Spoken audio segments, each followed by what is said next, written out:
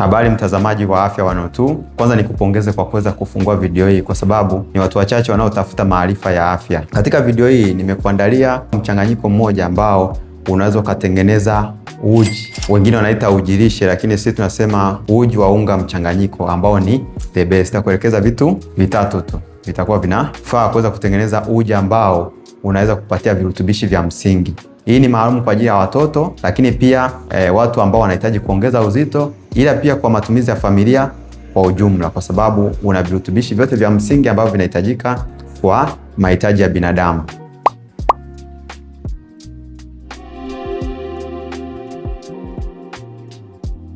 Kitu cha kwanza katika uji huu tunasema ni mahindi. Yawe mahindi ya njano au meupe yanashauriwa uwepo, na kwa sababu uji nalenga kwa mtu mmoja, nitatoa resho kulingana na mtu mmoja. Mahindi inatakiwa iwe kilo 1 kwa mchangano huu ambao unauzungumzia, ambao una target mtu mmoja, na maana kama ni watu wengi utaongeza kiasi kulingana na idadi ya familia au watumiaji. Na hapa naomba nisisitize kitu, kwa sababu nimekuwa nakutana na hasa wa mama ambao wana watoto, unakuta anasema amechanganya nafaka zaidi ya moja. Mfano ameweka mchele, ameweka mahindi, ameweka mtama, ameweka ngano, ameweka uwele na kadhalika. Hii ndio sahihi, kwa sababu vyote hivyo nilivyovitaja wote ni wanga. Kwa hiyo katika nafaka unapochagua, chagua kimoja hapo, halafu vitu vingine vitoke kwenye makundi mengine ya vyakula, ili uweze kupata virutubishi uweze kupata virutubishi mbalimbali, kuliko kujaza kitu cha aina moja ambayo inakuwa haina faida kiafya. Kitu cha pili ni soya lishe. Zinafahamika kwamba protini yake inakaribiana kabisa na protini ya wanyama. Ni kati ya mimea ambayo ina complete protein. Tukisema complete ina maana kuna kitu kinaitwa essential amino acid, kwa hiyo tunamaanisha ina all essential amino acid ambazo tunazipata pia kwenye nyama. Kwa ndio maana hapa nimechagua soya lishe.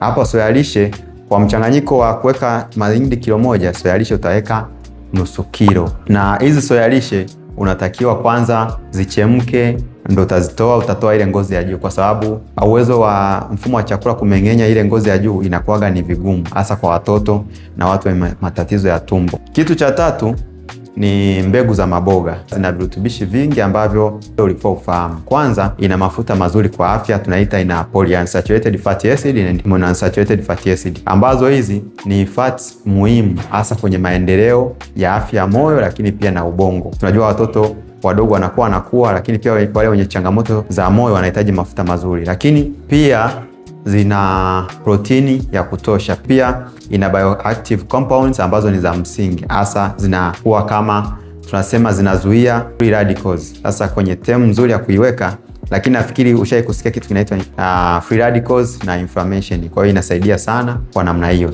Hii utaweka kwa mchanganyiko huo trend niliyoanza nayo, utaweka robo kilo, inakuwa inatosha.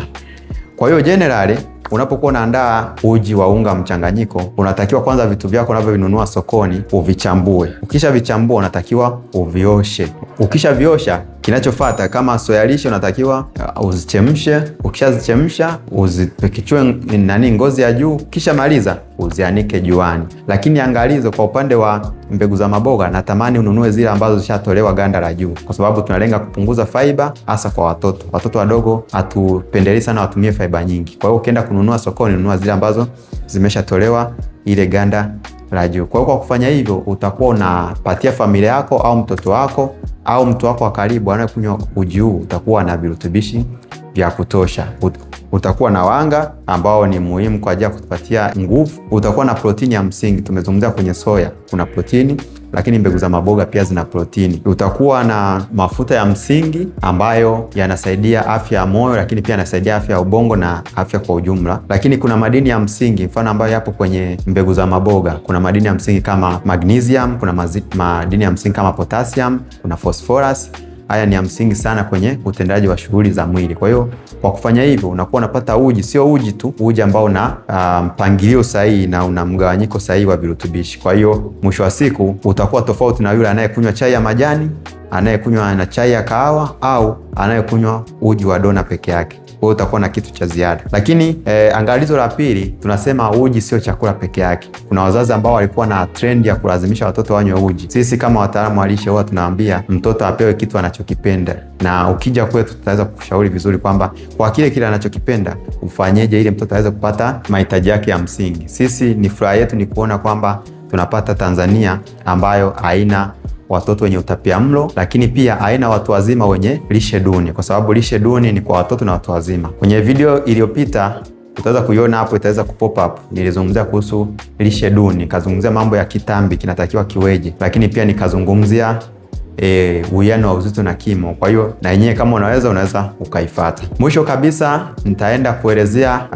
tunaweza tukasema itakuwa ni package kubwa ambayo inatoa mwongozo jinsi gani ya kuandaa aina mbalimbali za unga wa uji. Kwa hiyo napendekeza uweze kusubscribe, kwa sababu ukija subscribe na maana nikitoa hizo video utaweza kuona ukiwa wa kwanza.